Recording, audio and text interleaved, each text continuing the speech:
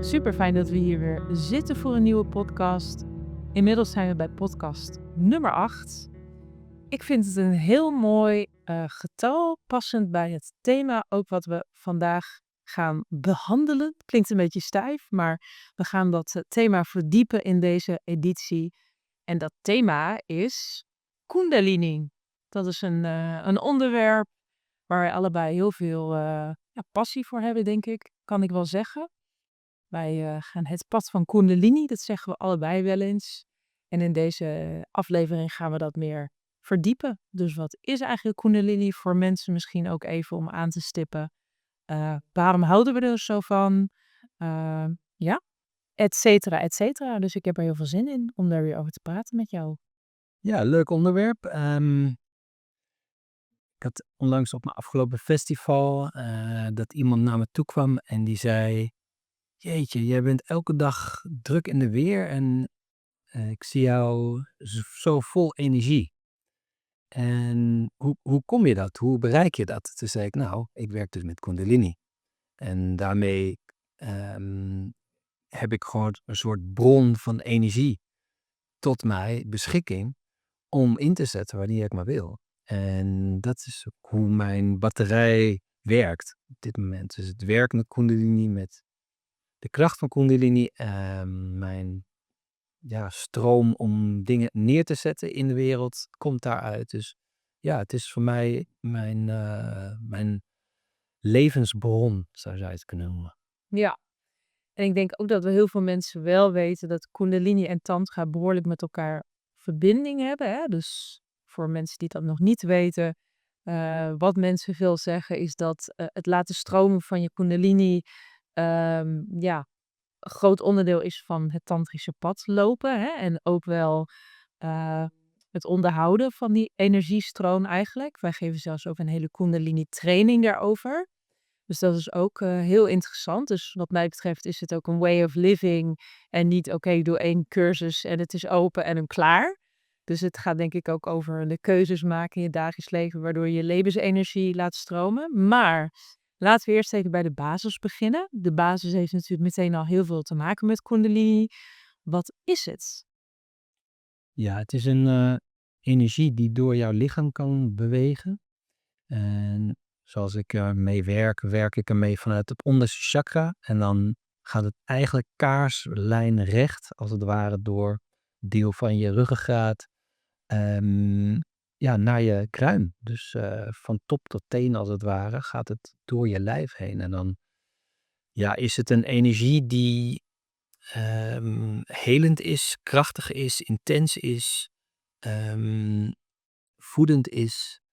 En ook hoe ik ermee werk is dat ik noem het vanuit mijn teaching Shakti Kundalini. Dus dat wil zeggen dat het een vrouwelijke energie is ook. Dat het een energie is die zich laat zien wanneer die er aan toe is. Dus het is niet zo, je kan met wilskracht kan je bijvoorbeeld energie in je lijf aanzetten. En met ademoefeningen kan je heel erg je best doen om zeg maar energie op te wekken en te activeren en door je lijf te circuleren. Dus dat kan je met wilskracht en met inzet en met op inspanning kan je dat bewerkstelligen. Alleen Kundalini werkt anders. Dus al die dingen die ik net zei, die werken daarbij niet zo. En dat maakt het een hele aparte en mysterieuze energie. Dus het woord wat ik dan ook vaak noem als we met Kundalini gaan werken, is een Engels woord trouwens, maar ik kan het ook in het Nederlands natuurlijk vertalen. Maar dat is allowing the energy, dus het toestaan van de energie, in plaats van het controleren ervan. Dat is denk ik ook meer waar je aan refereert. En dat is ook vaak heel zichtbaar, hè? Als we met de Kundalini werken in onze trainingen, tijdens de verdiepingsgroep werken we daar ook mee. Dat ik inderdaad zie wat jij zegt, hoe meer mensen het willen controleren. Of kijk wat ik met de Kundalini kan doen. Of steeds meer aanspanning van, oh, ik moet nog meer mijn best doen. Al die dingen, dat helpt eigenlijk juist tegen. En daarin vind ik het ook juist een heel mooi pad. Omdat het gaat over het openen ervoor. En denk ik ook daarmee een bepaalde humbleness of leeg worden. Dus een kanaal worden, dat is nog zoiets wat ik vind wat bij deze energie hoort. Dus op het moment dat we leeg worden, meer onze shit hebben opgeruimd, onze processen zijn aangegaan, hoe meer die energie als vanzelf kan gaan stromen.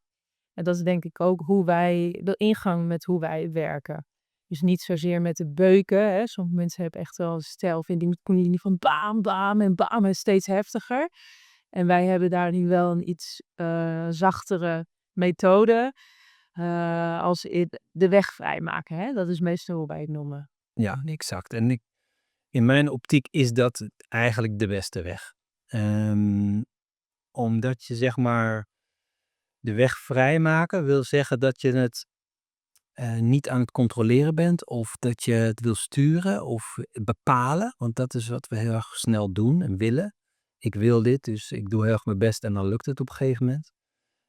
En dit vereist iets anders. En het is juist zachter worden en doorhebben hoeveel spanning er dus in je lijf zit. Doorhebben hoeveel verkramping er zit. Doorhebben hoeveel trauma er wellicht zit.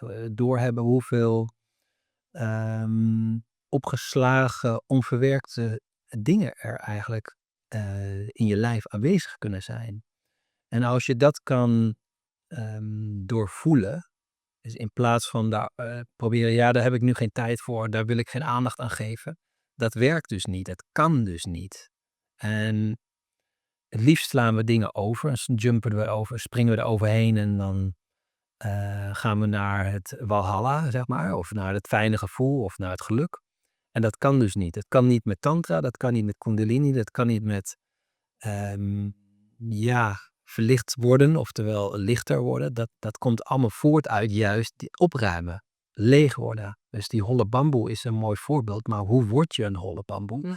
Is door die stuf te gaan erkennen, te doorvoelen en uiteindelijk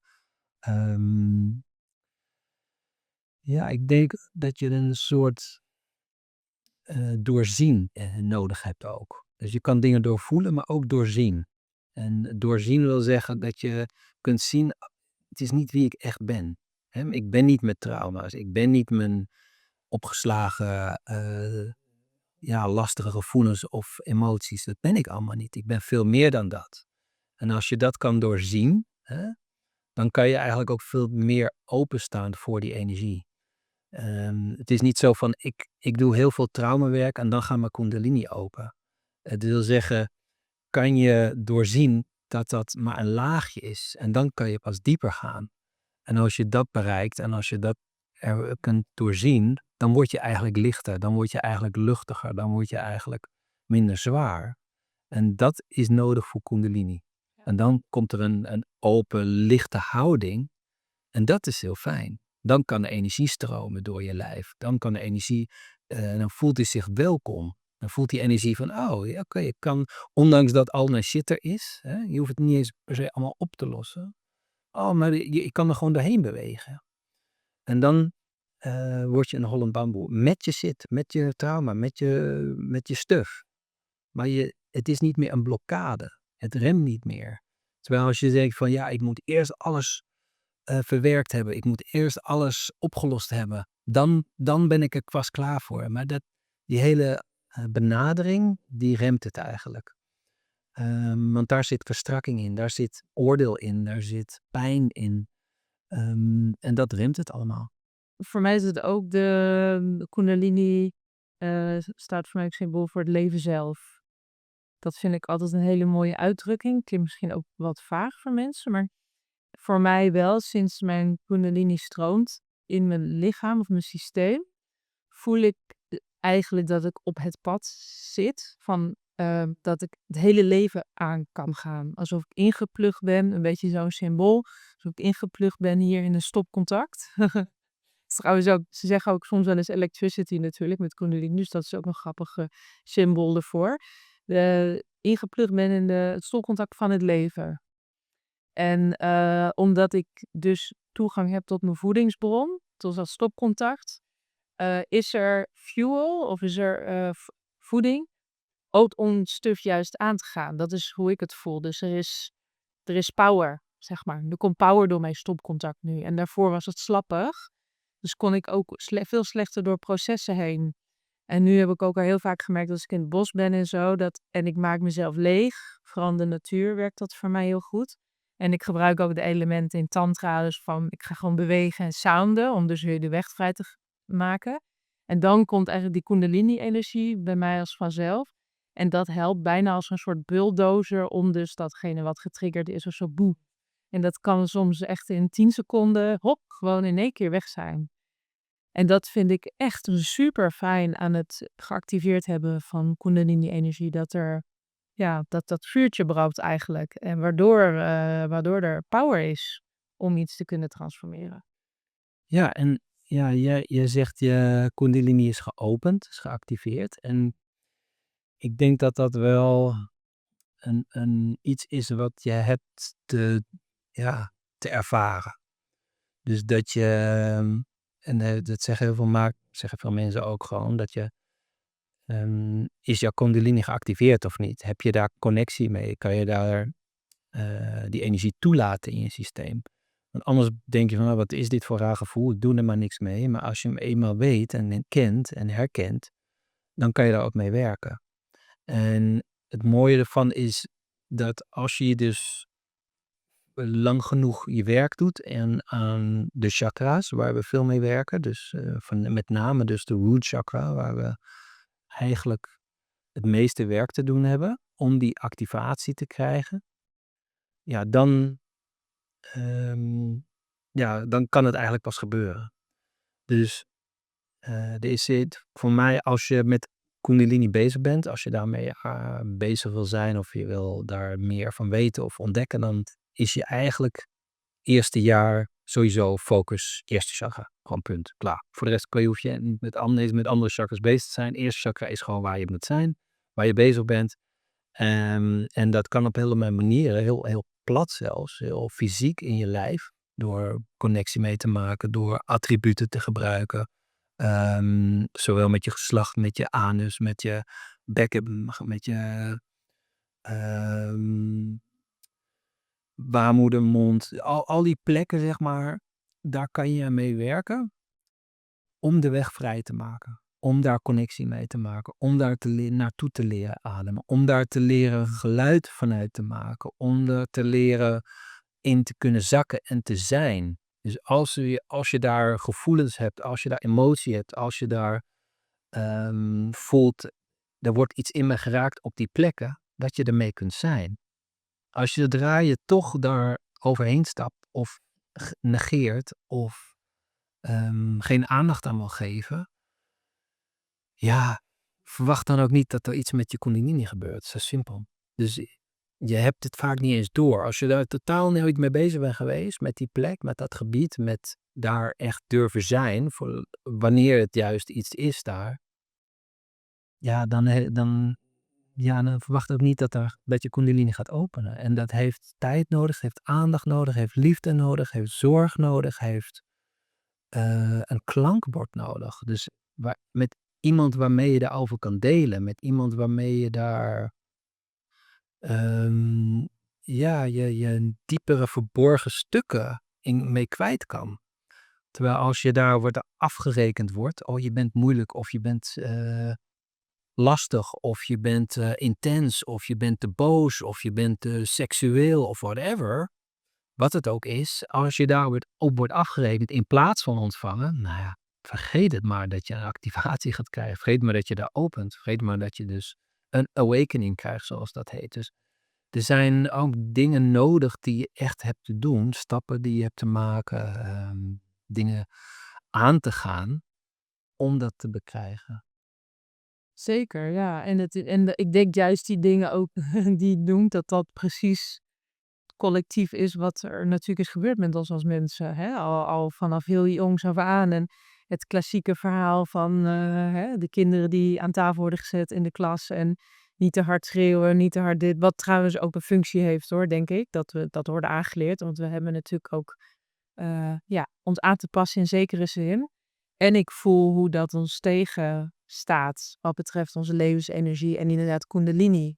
En hoe spannend het ook is vaak om daar weer meer vrijheid in te brengen, om niet meer die remming erop te zetten. En dat echt doodsangsten kan oproepen terwijl uiteindelijk zie ik ook dat de angsten die er dan zijn bij mensen, dat vaak ook gewoon mentale angsten zijn in plaats van vanuit het lichaam echt.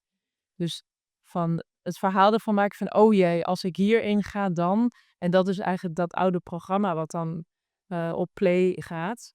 Van als ik dit ga doorvoelen, dan gebeurt er iets heel ergs. En ik denk dat dat ook wel altijd heel belangrijk is als we met dit soort energie werken. Dat eigenlijk de programma's die aangaan, dat te blijven herinneren ergens. En daar is denk ik ook een teacher voor nodig of een begeleider voor nodig. Of wat jij zegt, een klankbord voor nodig. Om dat te blijven herinneren van, oh ja, dat is een oud idee eigenlijk. Het is een idee of het is een mentale constructie die je aangaat.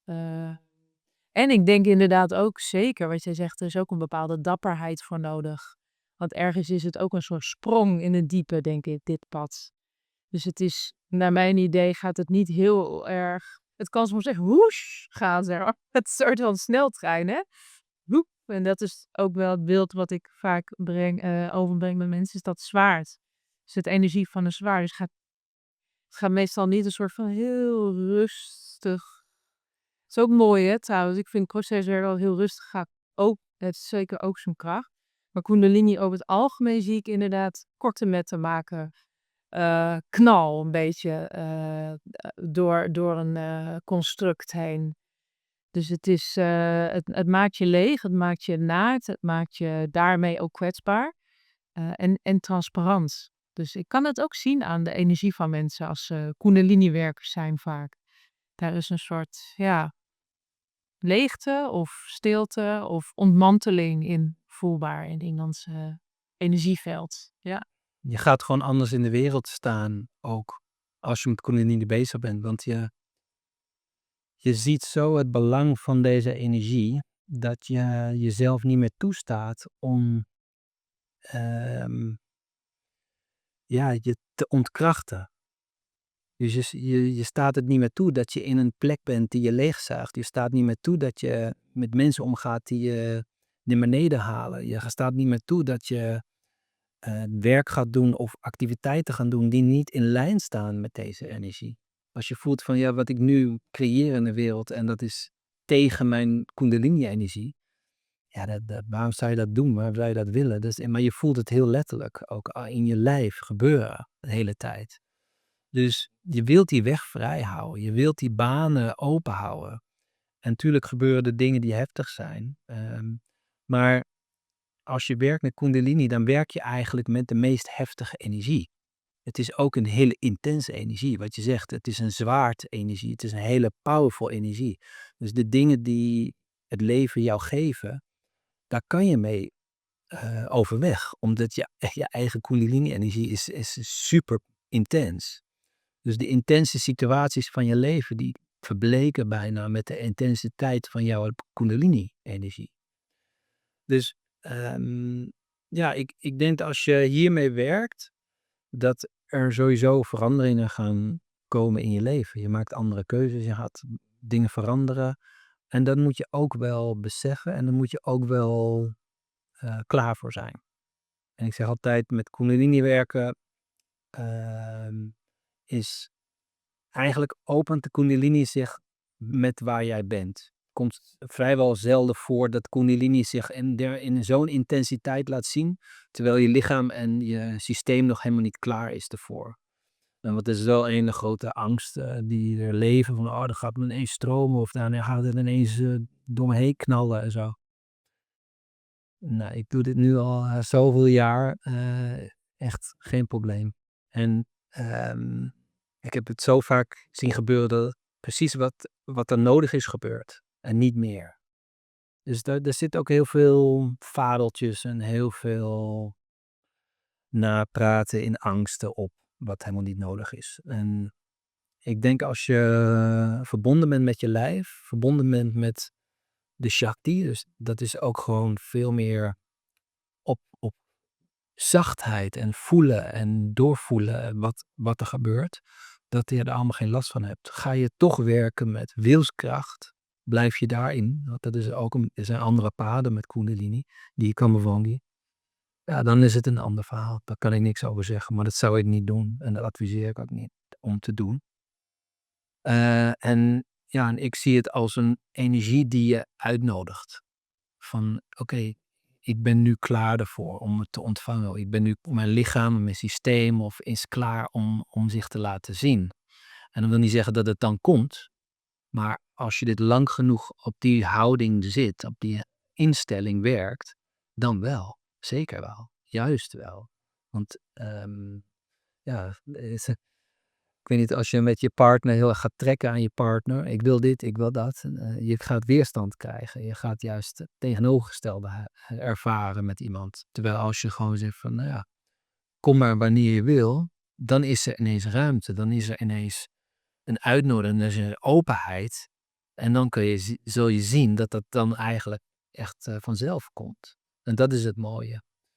En toch kan je met chakra's werken. Dus je kan wel degelijk met je chakra's werken. Je kan wel degelijk met de adem werken. Je kan wel degelijk met je lichaam werken. Maar de houding, de instelling is ook heel belangrijk. En dat dient een zachte, open, uitnodigende, kwetsbare en aanwezige houding te zijn. Ja, mooi. En denk ik ook een bepaald level van inderdaad het in je lichaam zijn. Ja. Want het is natuurlijk ook echt geen mentaal proces, zeg maar. Het is niet van 2 plus 2 is 4, zeg maar. Het is denk ik ook hoeveel durf je te voelen. Daar heeft het ook verbinding mee. Dus en daarin is natuurlijk Shakti Kundalini of het vrouwelijke pad. Ik denk over het algemeen dat mannen, ik zeg nu mannen, maar mensen in hun hoofd, die veel last hebben van mentaal te veel vasthouden vanuit je hoofd en te veel dingen alleen maar vanuit wilskracht doen, dat het voor die mensen het moeilijkst vaak is om dit, überhaupt te begrijpen, zeg maar, waar het over gaat. En ook vervolgens echt te ervaren. Ja, je wil het snappen. Je wil het dan controleren, je wil het snappen, je wil het vangen, je wil het begrijpen, zodat je het kan toepassen wanneer jij dat zou willen, of wanneer je daar klaar voor bent, of wanneer je daar het wil toepassen. Maar zo werkt het dus allemaal niet. Hoe het wel werkt, is dat het zich heel makkelijk vaak en goed kan laten zien terwijl je intimiteit hebt met iemand, terwijl je seks hebt met iemand. Dus daarin kan het zich wel heel makkelijk laten zien, maar ook de manier waarop je dat doet. Ja, maar doe je dat ook vanuit wilskracht? Doe je dat dan ook vanuit lust alleen maar of vanuit doelgerichtheid? Ja. Dan heb je dat precies hetzelfde. Terwijl als je het gewoon in een open houding beleeft en ervaart, dan heb je dus ook veel meer kans dat die energie in die momenten zich laat zien. En dat is een extra geschenk, een extra kleur, een extra toevoeging aan het liefdesbeleven of liefdesspel wat je beleeft. En ja, dat vind ik ook heel rijk daaraan. Het is op heel veel vlakken geeft het en biedt het iets. En heel veel plezier. En het creëert een nieuwe laag, een nieuwe dimensie aan liefdesspel. Het geeft enorme diepte, maar het geeft ook iets waarin je echt kan voelen hoe het werkt. En het werkt gewoon makkelijker en krachtiger met de liefdesspel wat je samen doet. Vind ik zelf. Je kan Kundalini op jezelf doen en werken op jezelf. Maar dit is ook heel leuk om het juist samen te doen. Samen te beleven, samen te ervaren. Dat kan samen ervaren waarbij jij het ervaart en de ander niet. Maar het kan ook een keer zo zijn dat je het allebei ervaart. Dat je het elkaar bekrachtigt, elkaar aanzet op dat vlak en energie. En dat is gewoon een hele nieuwe dimensie aan het liefdesspel wat maar weinig hebben ervaren en weinig kennen. Maar als je het eenmaal kent, dan denk je van wauw, dit is al echt gewoon iets magisch.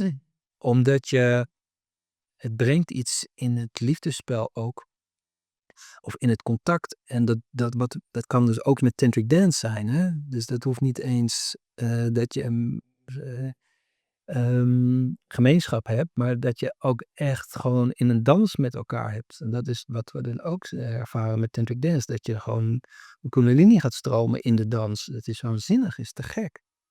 Om dat te ervaren en dat te kunnen toelaten, dat ook mee te kunnen nemen. En dat geeft ook weer heel erg diepte aan het dansen, weet je wel? Ja, en ik denk wel dat het ook interessant is om alsnog even in te gaan op de verschillen dan, van de verschillende energieën. En wat het verschil is tussen het een en het ander. Al is het natuurlijk in essentie het pad van een mysterie en willen we niet te veel begrijpen. Toch is het misschien ook wel fijn om daar nog iets over te noemen. Hè? Omdat we krijgen ook vaak natuurlijk de vraag, is het dan gewoon levensenergie? Is het hetzelfde als seksuele energie? Hè, dus daar leeft wel wat in mensen op dat vlak. Dus, en sommige mensen denken ook dat Kundalini de slang is, die in je ruggengraat is. Dat denken echt heel veel mensen. Dus daarbij beschrijf ik wel meestal van, nou ja, de energie is de non-duale energie. En de slangen zijn eigenlijk de Ida en de Pingala, die door de ruggengraat vanuit de basis omhoog reizen. Dat beeld, net als dat je in de apotheek bent en je ziet de slangen en de zwaarte doorheen. En de Kundalini is dan het zwaard, dus dat is de energie die door de slang heen gaat. Dus die gaat er doorheen. En het is niet hetzelfde, hè, wat we zeggen als levensenergie en seksuele energie, maar het kan wel helpen om de Kundalini wakker te maken. Dus wat jij net ook al zei, hè, de rootwork of het werken met je basis, daar zit ook de Kundalini. Maar het kan natuurlijk ook heel goed zijn dat je een enorme krachtige geactiveerde root hebt en 0 Kundalini. En het kan ook zijn dat je levensenergie als een malle stroomt, maar 0 Kundalini. Ik vond het wel toch ook even de moeite waard om dat wel even te benoemen. Of je seksuele energie heel goed stroomt, dus ja. Ja, En geen Kundalini. Dus het is niet hetzelfde, zeg maar. Hè? En het is ook niet te slaan. Dus er heerst nog steeds ook heel veel. Mensen zeggen maar wat, lijkt het wel eens hierover. Heel veel dingen kloppen ook niet eens. Dus dit is denk ik ook wel even gewoon goede informatie voor mensen om te begrijpen. En wat ik ook wel nog heel graag zou willen noemen, is wat ik ook interessant vind aan deze energie, is dat het ook een poort kan zijn naar meerdere dimensies. Of het kan eigenlijk ook een energie zijn. In die zin blijf ik het ook een hele fascinerende energie vinden die poorten kan openen naar je ziel of naar multiversa. Of sommige mensen die gaan er zelfs, ikzelf includen trouwens, kunnen echt dingen gaan zien en connectie krijgen met spirit. En dus het heeft ook iets van een mystieke grondslag, hè? Dit. Dus het is denk ik niet alleen maar van je wordt leeg en stil, maar het heeft ook een mystieke kwaliteit in zich, die ik ook merk, die bij iedereen op een andere manier zich manifesteert. ja, dat is heel moeilijk te zeggen van dit is het wel, dit is het niet, als je het niet kent. Hè? Het is, als je iets niet kent, dan denk je heel snel, dit is dit, het is dat. Maar op een gegeven moment kom je erachter wat het echt is, wat het werkelijk is, en dan zie je de verschillen pas. Dus het blijft abstract als je het niet kent. Het is ook ja, heel moeilijk om het uit te leggen daardoor aan mensen die er weinig mee voelen of niet kennen. We zijn al iets aan het bespreken of we praten over iets wat zo ver nog ligt of onbekend terrein is. En dat geeft niet, maar ehm, dat maakt het wel lastig. Want je bent dit is het vasten. En nee, sorry, dit is het niet. Oh, dit is het vasten. En dan denk ik, nee, dit is reiki. Dit is het vast. Nee, dit is het ook niet. Dus er zit ook wel soms wat teleurstelling in. Dat kan ook. Dat je voelt van, ik dacht dat ik het wist. Of dat ik het had. Of dat ik het door me heen voelde gaan. En dan denk ik, nee. Het enige wat je voelt is dat de levensenergie nu meer door je lijf stroomt. En dat geeft schokken. Dat geeft een bepaalde trilling, zeg maar. Als je dus, en je moet je voorstellen dat je iets hebt wat vernauwd is. En daar gaat geen energie doorheen. En ineens gaat daar wel energie doorheen. Dat geeft schokken, dat geeft trillingen of dat geeft een reactie op je lijf.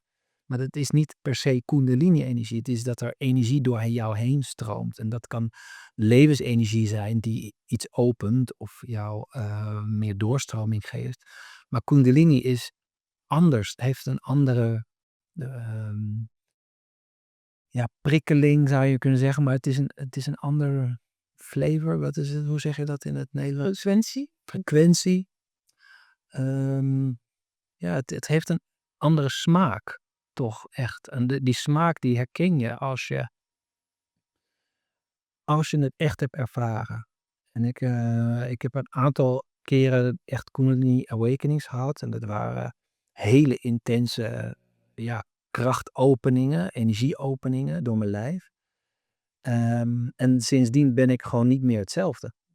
Ik heb dat gehad, ik heb dat ervaren en mijn lijf is op die plaatsen gewoon geopend. En ik kan heel snel herkennen wanneer die energie zich weer laat zien. En dat kan er ook op momenten zijn dat ik niet opgewonden ben, geen seksuele energie door mijn lijf heb stromen, geen heel amper levensenergie. En ineens komt die Kundalini opzetten.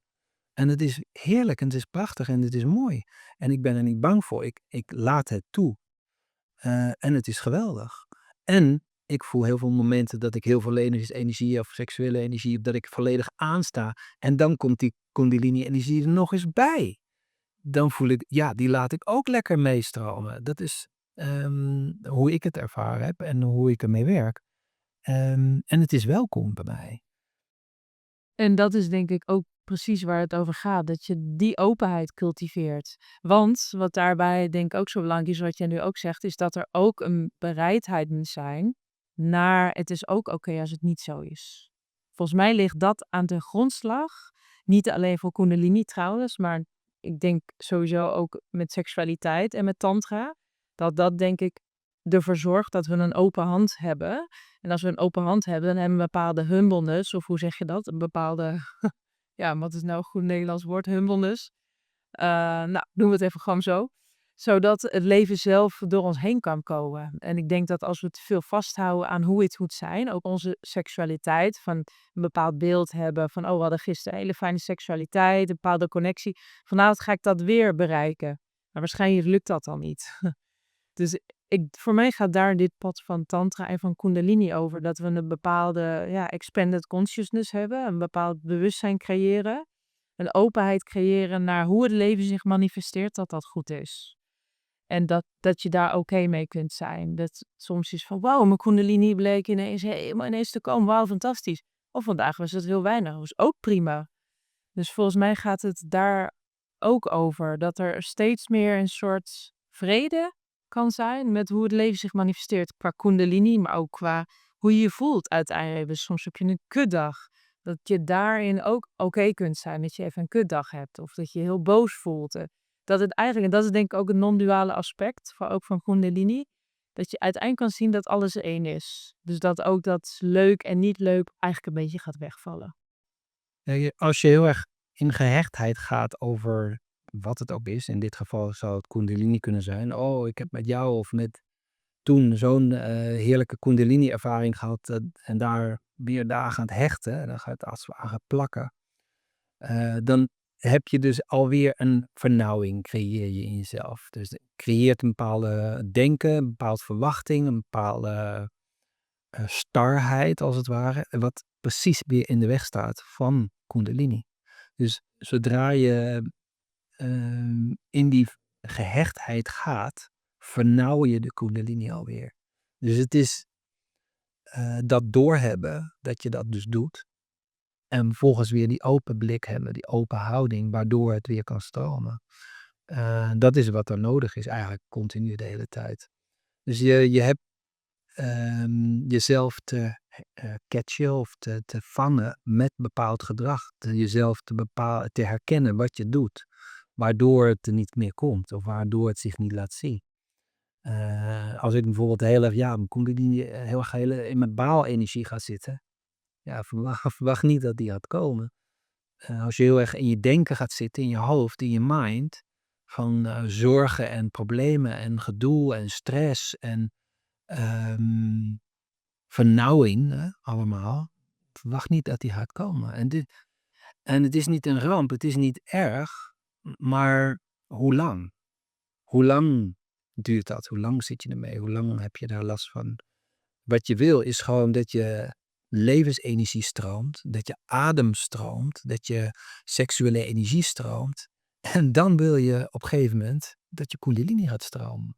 Maar je hebt je hebt wel stappen te maken daarin. Je hebt wel, en meestal is het die volgorde ook. Werken met prana, werken met seksuele energie en vervolgens werken kundalini-energie. En als je die 2 stappen overslaat, dus ja, ik ga alleen maar aan kundalini werken en je slaat prana over, je adem sla je over, je energiebanen sla je over, je seksuele energiestromen sla je over.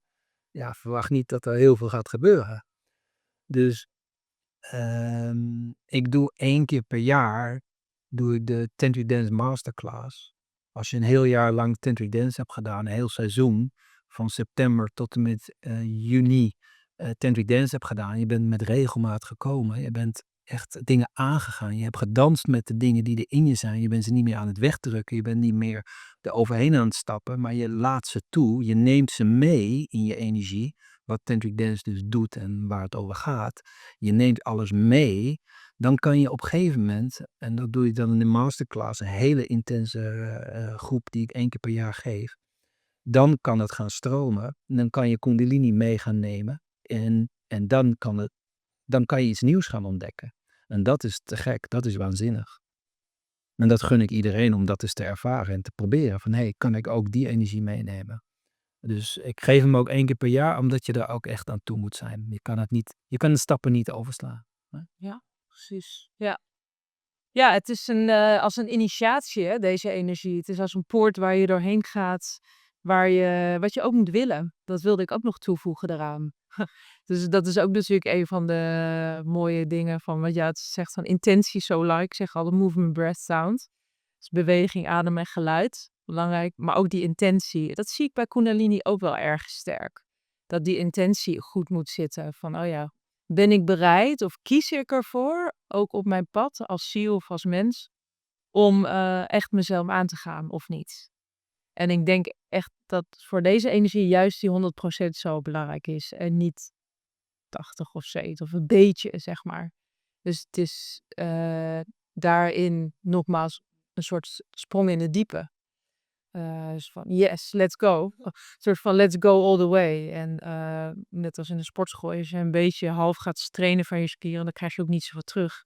En dat is met de Kundalini denk ik ook. Dus met welke intentie stap je in die training? Of het lijkt me wel grappig om Kundalini, een beetje grappig met Kundalini werken. Of kunnen we echt voelen de diepte ervan, de transformatie ervan. Dat gaat nog veel verder dan dit leven. Dat gaat nog veel verder dan die training zelf. En ik denk ook dat dat wel gewoon de juiste tijd en plek moet hebben voor ieder mens. En dat wel begint bij die innerlijke. Het is echt wel een roep, denk ik. Het is niet iets wat je vanuit je hoofd beslist. Althans, kan wel, maar dan denk ik dat het ook niet zo heel veel effect gaat hebben. Je hebt een bepaalde bereidwilligheid nodig om misschien een stuk van jezelf op te geven of te sterven. Je gaat, wat je zegt, je kan door een poort gaan. En dan, als je door een bepaalde poort gaat, dan is het een stukje van je oude leven wat achterblijft. En als je weer terugkomt, of als je weer dan teruggaat, dan sta je niet meer op dezelfde manier in je leven. Dan sta je niet meer op dezelfde manier in jouw beperkte bewustzijn, want dan ben je verder gegaan. En bepaalde poorten kan je echt zien als een bepaalde stervensproces. En daar heb je wel de juiste instelling voor nodig. De attitude, maar ook de bereidheid om dat dus te doen. De sprong in het diepe is nog eigenlijk te kort gezegd. Het is een sprong in het diepe, dat voelt eigenlijk nog te zacht of te lief. Waar we het nu over hebben. Het is helemaal niet altijd leuk en fijn. Het is ook pittig, het is ook intens als je door een poort heen gaat of een stuk van jezelf ineens transformeert en daarna niet meer hetzelfde bent. Dus en dat is wel waar je rekening mee hebt te houden. Dus er is wel een bepaald soort houding nodig om met deze energie te werken. Dat je voelt van ik ben er aan toe. Om stappen te zetten die voorbij gaan aan mijn veilige wereld. Mijn veilige denken, mijn veiligheid. Van dat ik alles zo wil houden zoals het is. En niet opensta voor werkelijke verandering, werkelijke transformatie, werkelijke, ehm, het veel van je lijf gaat. Je bent ineens een andere persoon. Ja, het afpellen van de ego-identiteit en de ego-lagen Ja. waar je je nog aan vasthoudt. En dat, ja, als je dit pad echt gaat, dan gaat dat gewoon door en door en door. En wat je er ook van vindt, je zit erop. Kan ik me ook nog herinneren, het begin van mijn spirituele pad zei een soort spirituele leraar dat tegen mij: je hebt geen idee waar je aan begonnen bent. Als ik nu terugdenk, dan denk ik, ja, hij heeft wel gelijk. Toen begon ik als een jong meisje van 18. Dacht ik, oh leuk, een beetje energiewerk doen en dit en dat. En als ik nu kijk naar de afgelopen 20 jaar, zeg maar, dacht ik van, nou ja, die man heeft wel gelijk gehad. Ik heb geen idee wat er toen is ontvlamd in mijn systemen. Natuurlijk ook met Kundalini. Het is één vlammetje wat we aanzetten en dat gaat natuurlijk nog veel langer door. En tegelijkertijd denk ik ook dat het op een gegeven moment ook zijn stabiliteit meer gaat vinden. Als ik ook voor mezelf spreek, zijn bij mij de processen de laatste jaren in grote lijnen een stuk minder heftig dan daarvoor. Dus ik geloof er wel in dat het een soort maturity, volwassenheid krijgt. Dus een bepaalde grond ook krijgt. Dus ik denk dat het over het algemeen aan het begin dat misschien iemand echt helemaal wordt gedeconstruct. Van, oh ja, dit werk wil ik niet, deze relatie wil ik niet. Maar alles zeg maar weg, weg, weg. En helemaal ontmanteling. En vanuit daar komt het nieuwe. En dat wordt dan denk ik wel ook weer opnieuw opgebouwd. En dat kan wel weer vaste grond krijgen. En zo zie ik het wel ook tegelijk. Dus het is niet een soort unending ontmanteling die... waarin een soort van één grote crisis is van de hele tijd dat alles niet meer klopt. Als je iets vaak doet, dan herken je het en dan ben je er ook niet meer zo bang voor. En dan kan je het ook toelaten. En dan kan je ook zien voor wat het is. Oh, er gaat weer een ego-laagje van me. Of er gaat weer een concept voor overboord. Of er gaat weer een hele kijk op het nieuwe, op mijn wereld. Dus ja, je went eraan, je herkent het en je zit niet meer in paniek, je zit niet meer in angsten schieten. Of je kan veel meer in de rust blijven en ontspanning blijven, want je hebt het al zo vaak doorlopen. Je zit niet meer van, wat gebeurt er nu allemaal? Wat krijg ik nu weer allemaal? Dat je in spanning of stress schiet, maar oh ja, we gaan dit weer doen. Oh, dit komt weer langs. Oh, we gaan nu even een transformatie in. Dus er komt een maturity in, een volwassenheid, zoals je zegt. Maar ja, er kunnen nog steeds dingen waarin je hele fundering onderuit gaat. Kan nog steeds gebeuren. En dat blijft ook spannend. Blijft ook wel even slikken. En dat is ook wat de weerstand die je kan voelen met tantra. Het is niet alleen maar leuk en aardig en fijn en plezier. Oh, ik ga aan de Kundalini werken. Wat voor leuk, wat gezellig, wat fijn. Wat heerlijk. Nee. En werkelijke Kundalini is niet alleen maar heerlijk. Het is intens en nou ja, met de billen bloot, dat één. Maar je wordt reconstructed, je wordt opnieuw opgebouwd. Ja, dat kan ook.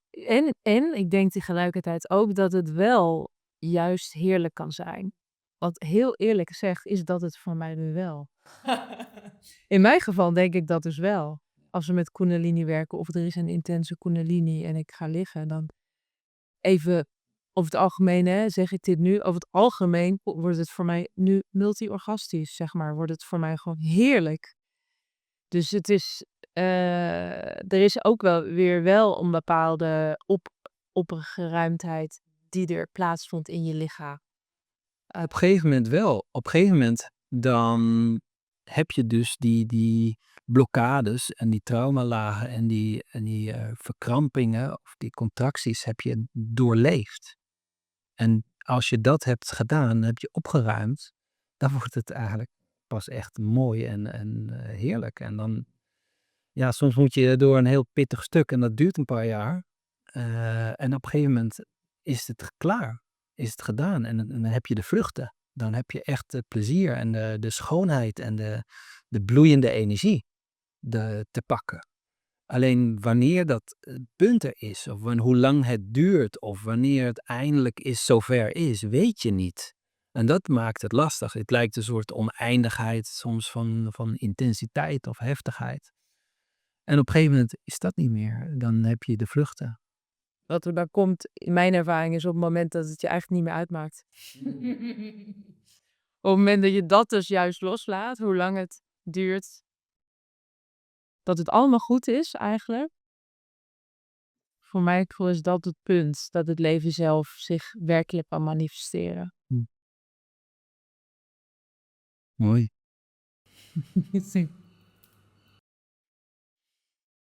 Ja, the waves of life.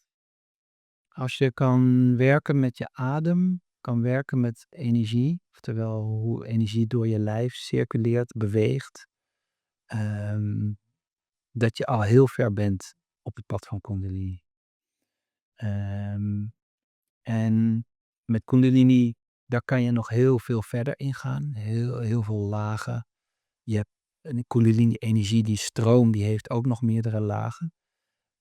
Ik werk voornamelijk met de buitenlaag, maar je kan ook nog in de hele verfijnde laag werken. Dus dat je de hele subtiele energie gaat werken. Maar goed, het is maar net wat je wil met deze energie en hoe je ermee wil werken. En ik zie heel veel Kundalini dingen worden aangeboden, overal. Ja, ik vind het allemaal prima, weet je wel. Ieder zijn ontdekking, een weg en speel ermee, doe ermee. Maar voor mij is één ding heel belangrijk als je met Kundalini wil werken. Als je anderen wil begeleiden in de energie of in ieder geval transmissies wil geven of dergelijke. Dan heb je wel echt heel goed contact te kunnen maken met je root chakra. En ik zie heel weinig werk vanuit de root chakra. Dus ik zie wel vanuit de zevende chakra heel veel werken. Dus de hogere energieën. Maar heel weinig vanuit de root chakra. En voor mij kan je met kosmische kundalini energie werken, prima. Maar je bent hier op aarde. Je bent hier in lijf. Je bent hier in lichaam. Je bent niet alleen maar energie. Dus het is essentieel dat je juist werkt met de energie van het in je lichaam zijn. Van hier zijn. Van ervaren. Van voelen. Van doorvoelen. Dus ja, ik voel dat als je dat overslaat. Dus het eerste chakra wil overslaan met kundalini. Ja, daar vind ik je niet zo goed bezig. Simpel. Dat is mijn optiek en mijn mening. Maar je kan die niet overslaan, want je bent een mens. Je bent hier en je hebt het hier te doen in het nu. Dus ja, dat is wel het laatste wat ik wel wil meegeven. Ja, en ik denk ook dat dat juist de safety geeft en de bedding geeft voor deze energie. Dus ik denk ook dat het niet alleen goed is om te manifesteren op aarde, maar dus ook om het veilig te maken daarbij. Dus dat je het verankert en dat je de bodem aan geeft en er niet uitschiet en dat soort dingen. Dus Absoluut. we gaan er een einde aan breien. We zitten al 50 minuten inmiddels. Dus super bedankt iedereen voor het luisteren. En natuurlijk vinden we het te gek als iedereen die dit hoort het gaat begaren. Althans, natuurlijk als je die roep voelt, hè. Want we hadden het natuurlijk over hoe belangrijk dat is. Maar in ieder geval met Tellur Dance, nogmaals, werken we ermee in verdiepingsgroepen. tellurdance.nl, tantraschool.nl kan je ook vinden voor de Kundalini training die we doen. 8 edities in Amsterdam, volledig rondom deze energie. Ook super interessant. Dus ja, dat is natuurlijk het echte werk, hè? Met onze trainingen. Ja, en laat het je leven transformeren naar iets heel bijzonders. Ja, het pad van je ziel kan je dan gaan lopen, denk ik. Het is het. Ja. Dank jullie wel. Thank you.